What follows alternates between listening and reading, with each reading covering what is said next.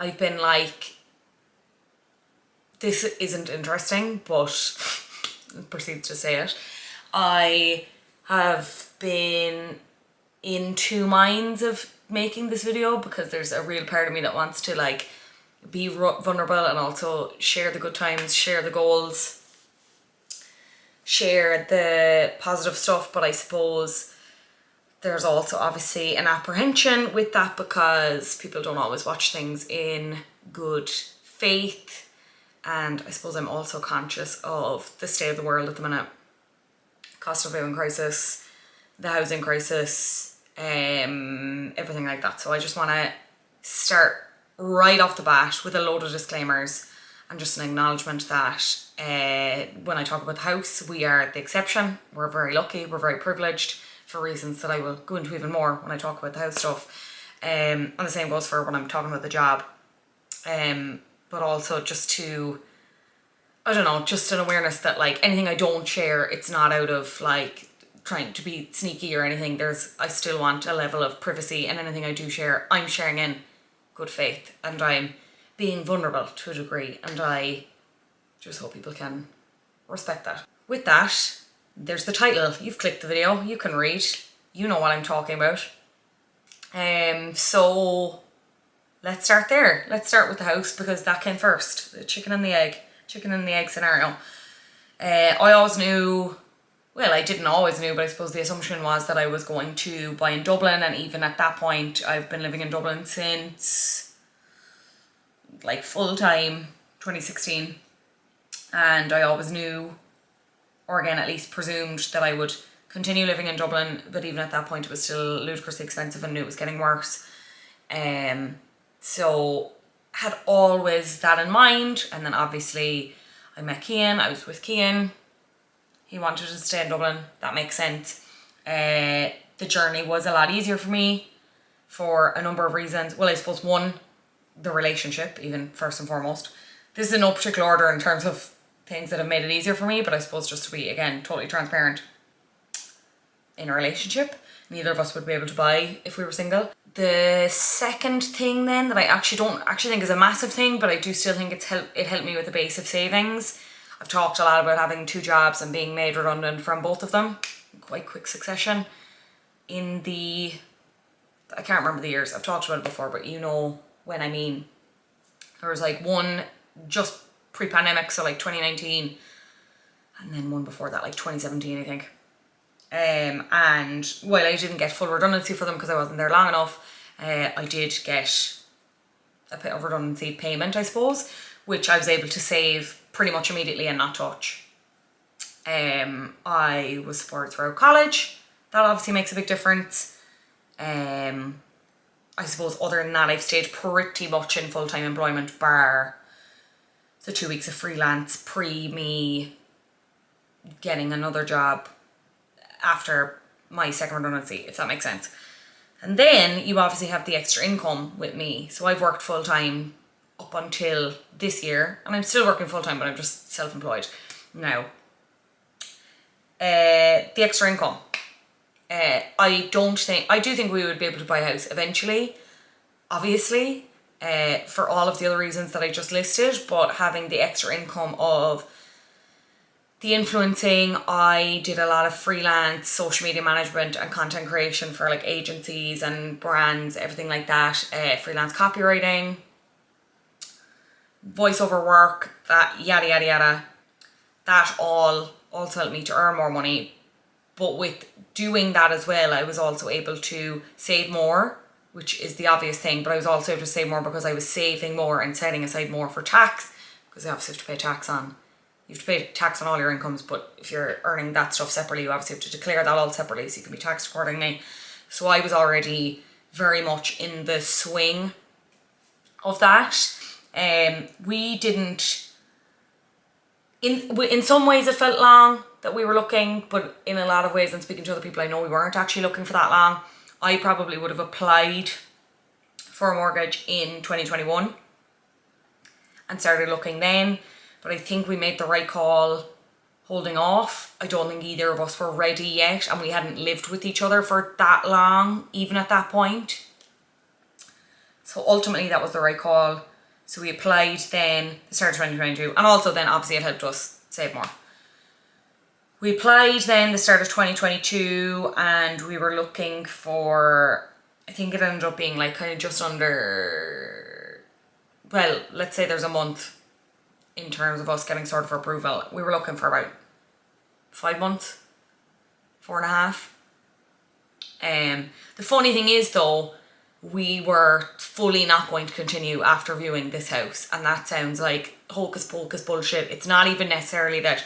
We both had a good feeling about this house, but for us, we were finding it, and like solidarity to anyone out there who's still looking, we were finding it incredibly tough. The weekends were, because like we were both still working full time at this point, obviously our weekends were just like all of our Saturday mornings were viewings, and we were going to viewings, and we were competing against young families, which in one sense it's like, obviously we want a house, but it's like, I want you to have a house more, you know what I mean? It was crazy. And then, you know, I talked about one house on my TikTok that we were looking at. I don't actually know what it went for in the end. I don't actually think it went for this, but it was one of the online bidding portals, and it, like, the asking price was definitely low, I think, to get people to bid higher, and it ended up going for like 120k over asking, which is just for a very average house. Like, not a massive do-upper by any means, but old. Like, not a great BR rating. Anyway, so we were just finding it all very frustrating. But we got there in the end. We were waiting a while between getting keys and everything like that. Going sale agreed. Anyone who is currently in that weird time period of being sale agreed and being nowhere near getting the keys, just stay on top of your solicitors. That's the only advice I'll have on that, and just to stay strong, and just think about the moment when you're in your house and you take the biggest exhale, knowing that the next time you move is probably not, one, hopefully, fingers crossed, touch wood, not going to be for a very long time, I should say, and two, it's going to be your own choice. Again, barring any weird outside factors. Want to mention a few people, and I will link them below. In terms of broker we went for, none of this is spot. They haven't asked us to mention any of this, but just, this is my only advice that I will give in terms of looking for houses or anything about houses, because I don't know anything about decorating anything. I'm finding that so hard. Anyway, the brokers we went to were Finance Solutions. And the one advice I would have there, even before getting on Finance Solutions, have all your paperwork in check, especially if you are like me and you've extra income or separate bank accounts, etc., etc. Have your shit together, because it'll just make it so much easier, and they won't be wrecking your head won't be wrecked from them getting onto you, etc. Finance Solutions were the broker we used. I would really recommend going to a broker, any broker, but we very much appreciated these guys. They go to everyone. You're not just going into one bank, you're going into XYZ. And again, I found that helpful because my circumstance was a little bit different, because I was still working full time and also had supplementary income. And they were able to factor that in to what we were able to get. I just poked myself in the chin.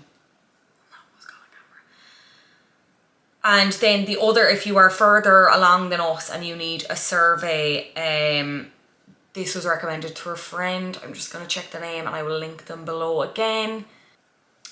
Property Health Check is what they're called. I will link them below as well. They do the survey and the report for you, and I found them extremely quick and extremely detailed and very idiot proof.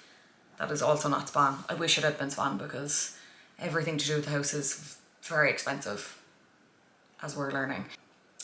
I think that's everything about the house. We're obviously delighted. It is a huge relief. Just the hugest relief, especially within the last couple of months, because we were just bopping around like crazy. To be honest, we would have stayed renting, only that the renting situation was so precarious. We wouldn't have stayed renting for much longer, but we had a nice rental situation in our last place. But we ended up having to leave there earlier again. We thought we'd be able to stay there until we were sorted to move in here, but there was an issue with the electric Oh, it was a nightmare. I can't wait to never move, unpack a box, pack a box ever again. I do think that's it. If anyone has any recommendations for nice interiors accounts to follow on here, on Instagram, on TikTok, send them my way, because I said I just don't have that eye. I don't have the eye for it. I wish I did, but I don't really. We're getting our sofa this week, which is exciting. Well, we're ordering it this week. We're not going to have it this week, lol. The joys. The joys. I'm looking at a teacup over there and it's balanced so precariously on the windowsill. Keane's going to kill me. I think that's it for the house. Let's talk about the job. And again, I'm talking about this with a massive caveat, and in that my circumstances more than likely not going to apply to you, and this is not advice, this is a perspective. I really wanted to try freelancing again, but I kind of needed a push, and also the house was a huge factor in me continuing on that career path where I was a full-time social media manager and digital content creator, I suppose. So not like a million miles away from what I do or from what people know me as, I suppose. But we were like, we need to just get the house and then we can figure it out. We can figure it out from there. We got the house and I had all these other things going on. I was getting really, really busy with TV. The influencing was still going well. The podcast idea was kind of ruminating around in my head. It was something I really wanted to try, but I knew I definitely didn't have time at that point. There were kind of other things I wanted to pursue. More video content, stuff like that.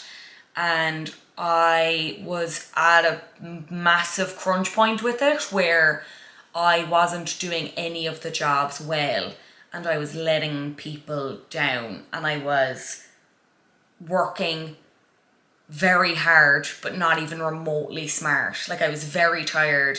I was trying to do X amount of jobs at once, and as I said, letting people down. Things weren't getting done, and if they were getting done, they were not getting done well.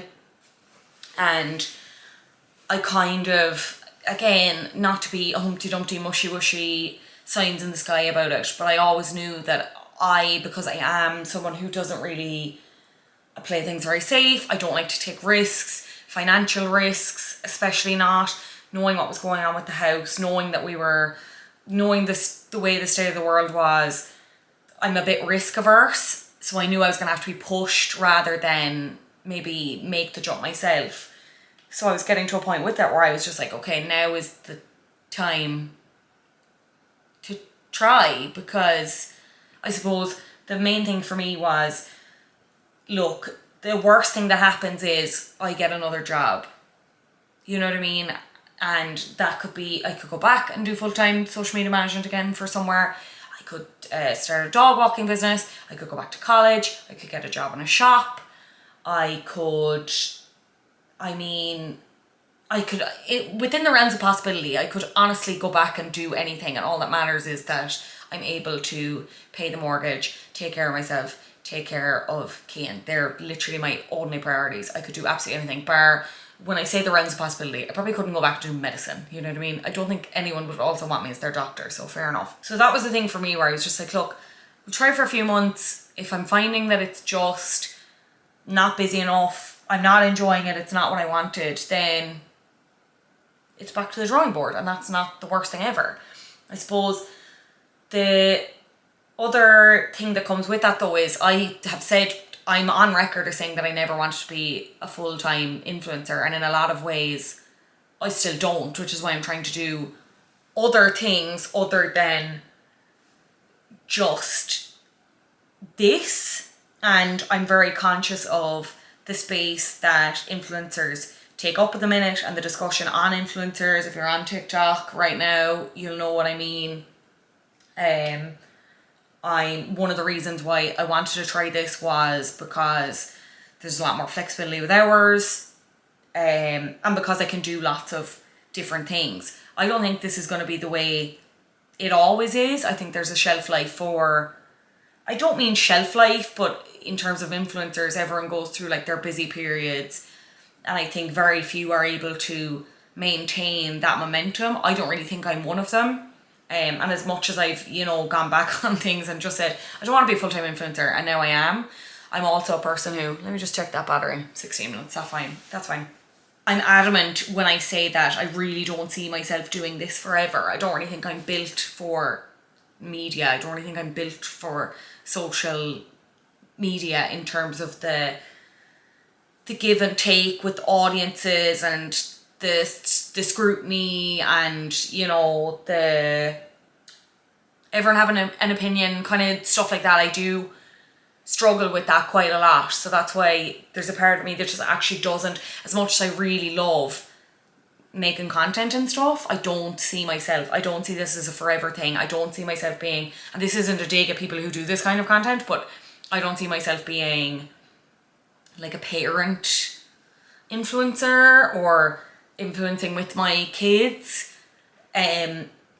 So I suppose for me now, and the reason why I've kind of changed my mind and why I'm taking jobs like this, is to kind of continue to future-proof, but in a way that isn't totally detrimental to me and my mental and physical health, because I suppose tied into the house for a long time, and the reason why I was burning the candle at both ends for so long was because my goal was the house and taking care of me and taking care of Cian and trying to earn like as much money as possible. I talked about this a little bit on the Reason Sherry podcast, which isn't really the healthiest attitude to have at all.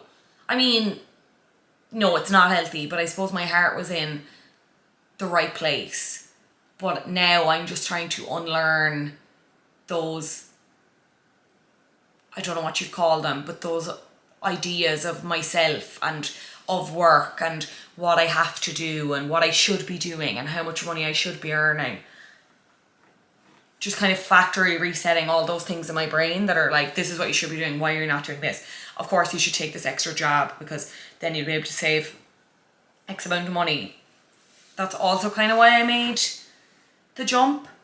I'm so grateful to the full-time job that I have had and being able to do that and being able to balance everything for so long and not balance as it came to be, but it definitely is the right time. I have days where I wake up and I'm like, this has been an absolutely horrible mistake, especially when you look at the influencer landscape, the state of the world, cost of living crisis. I don't want to be, you don't want to be in a position where like things are really tough for people. Also why I suppose I just wanted to give a disclaimer in that I'm not promoting that whole hustle culture lifestyle. I was ingrained in it for so long, and even as I started to kind of like outwardly resist it and share things on Instagram and talk about it, I actually wasn't walking the walk. But with that said, I think it's very easy for me in this position to be like, unlearn all your bad habits with work and just do whatever you want to do and seek out those flexible working hours and just, money doesn't matter. That's very, of course, regrettably, money matters because this is capitalism. This is the society we live in. These are the structures that are in place. I hope we can just work against them and tear them down. But in the meantime, that's the way it is. My position is so unique. So I just really don't want to be seen as giving this as advice. This is my situation. The one advice I would say is just look at what's making you happy and see if you can do more of it, and don't be in a job that's making you obviously completely fucking miserable, but you do need that safety net. And I will say you don't have to be, when people, I'm not talking about that quiet quitting shit or whatever, but there is a conversation around like, do you need to love your job? Can you get fulfillment in other places? Is that a belief that capitalism is trying to promote and instill in us? Yes. So just some things to consider if anyone's on their career journey, but otherwise don't listen to me at all and just ignore everything I've just said. I am enjoying it. I love the flexibility of going down and seeing my family and driving home and that kind of thing. But there are some days I do wake up and I think, what the actual fuck have I done? Have I ruined my entire life? Do I have any transferable skills? So that's good, that's fun. But I only have them like once a week for maybe like an hour, and then it's fine. And then I go to bed and it haunts my dreams. But I think that's just every freelancer, self-employed person's viewpoint at the minute. Thank you so much for watching. I feel like this was very, what's the word, gobbledygook, rambling. The hair is certainly giving. It's giving hair.